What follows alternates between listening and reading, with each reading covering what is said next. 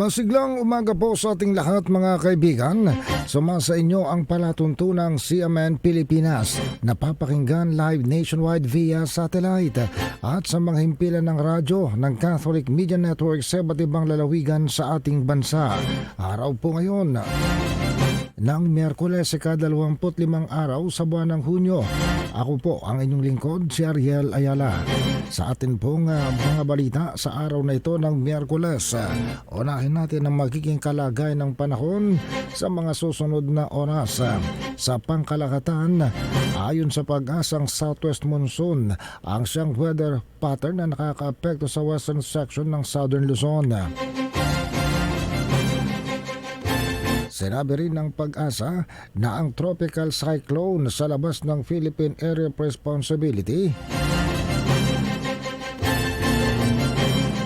nakita kaninang alas 3 ng madaling araw na ito ay nasa layong 555 kilometro kanluran ng Bacnotan, La Union.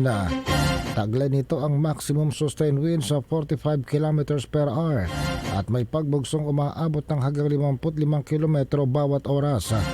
Gumagalaw ito ng palayo sa direksyong northwestward sa 15 kilometro bawat oras. Samantala, dahil naman sa southwest monsoon, nagkakaroon ng pag-uulap ng kalangitan at kalat na pag-ulan, pagkulog at pagkidlat sa mga lalawigan ng Zambales, Bataan at sa Palawan. Sa lugar na ito, posible ang pagbaha at pagguho ng lupa,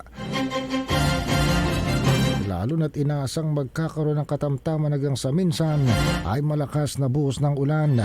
Samantala sa Metro Manila at natitirang bahagi ng bansa, ang nakikitang bahagyang pag-uulap ng kalangitan hanggang sa maulap na kalangitan na may isolated rain showers o mahinang mga pag-ulan, mga pagkulog at pagkidlat ay dahil naman sa localized thunderstorms.